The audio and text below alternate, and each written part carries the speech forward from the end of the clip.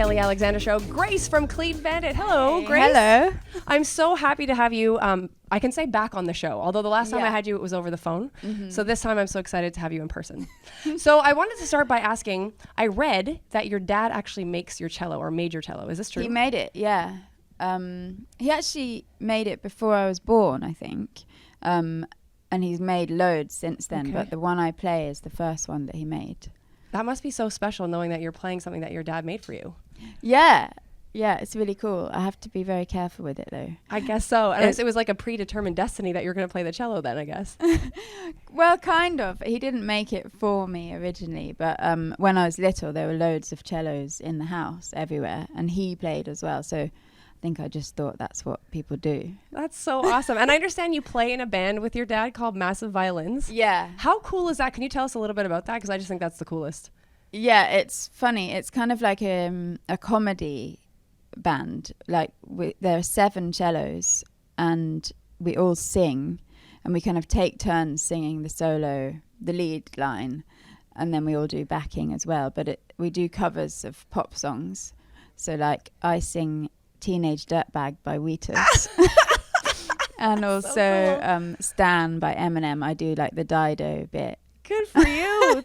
And then everyone sings really differently in the group, and then there's loads of different aged people. So it's kind of, it's a bit like, I don't know if you've heard of the ukulele orchestra. Yes. So it's kind of like that? It's very much like that, but with cellos That's instead. awesome. Now, I read you actually have a tour date in July with the Massive Violins. Are you going to be there? Or are you still on tour with Clean Bandit? I think saw a I date. probably will be there, in London.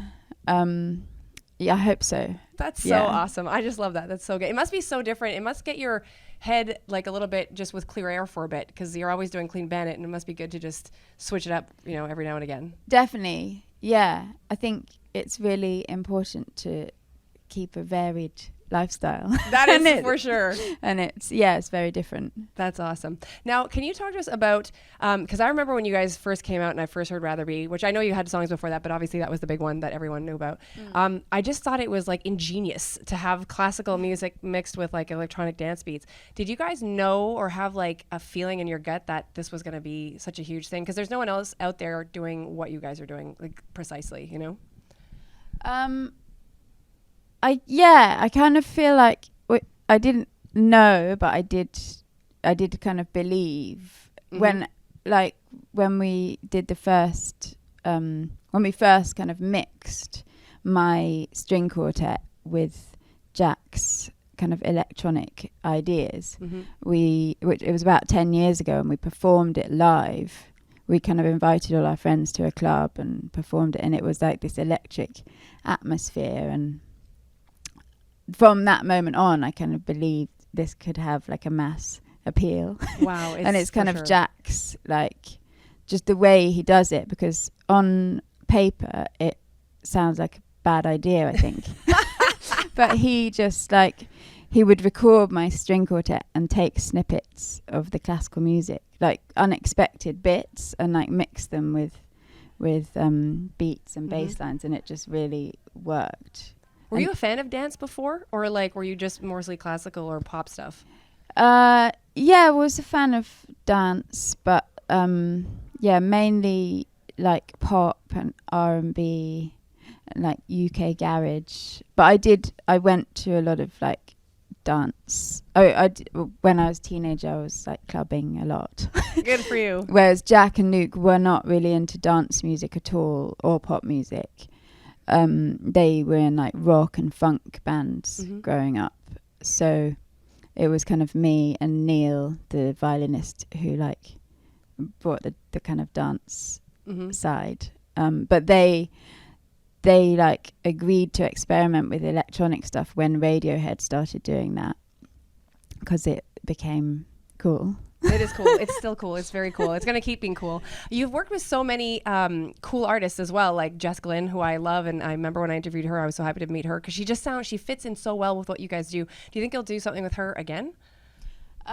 Maybe, yeah. Yeah, it does really work with her voice. We saw her in New York the other day. She came and performed. I saw a picture on your social media. Rather Be, it was really emotional actually, because we haven't done it for ages. but yeah, her and Jack have been working together recently. But I think it's more for like her stuff. Okay.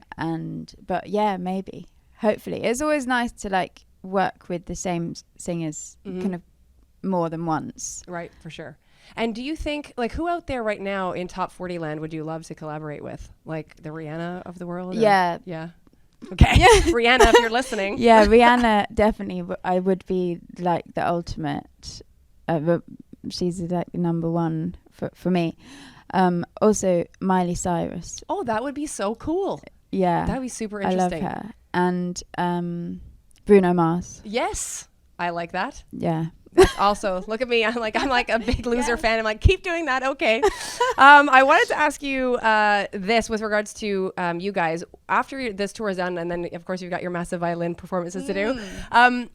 Do you find that it's an album world or a singles world? Because it just seems like that's the way it is right now, is you've got to keep releasing singles. Is that how you guys approach it as a band? Definitely. It's a singles world, but it's actually coincidentally how we've always worked before we even started kind of trying to like be in the singles world. Because we make all of our music videos ourselves. Right. In the beginning, for the first kind of 6 years before we were signed, because we didn't have any money, we made every element of the video ourselves. So like we had learned how to do the special effects and the editing and everything, which would mean it would take like months to make one video. So we'd kind of make a song, then spend 3 months making a video. That's alongside doing day jobs and stuff. Yeah. And then by the time we'd done that, we'd kind of moved on stylistically, musically, and we'd make something quite different that you wouldn't really expect on the same album. True. Yeah. So we've always kind of worked on a song by song basis, and now we're kind of being pushed in that direction by the record label because singles are. It's like it's kind of all about that. Yeah. But it works well for us because that's how we've always kind of done it. And then we just kind of, when we put our first album together, New Eyes, it was just like an amalgamation of like quite a few years of singles dotted around, rather than the intention to make a body of work. Although this second album, we are going to release an album towards the end of this year. It is much more homogenous. I mean, we have had it more in mind that they are going to go together, the songs. But we've kind of got 2 albums. We're thinking of maybe releasing like a double album because we've got like loads of songs that are kind of a bit more experimental and left field, and then quite a few that are kind of the singles that we've been starting to release already. That's cool. Now I wanted to ask you this. I understand that you directed Rockabye. Yeah. How crazy is that? So do you like being Grace the director or Grace the cellist in Clean Bandit? Like, is it different hats? Does it fulfill both sides of you creatively? Like, how does that go?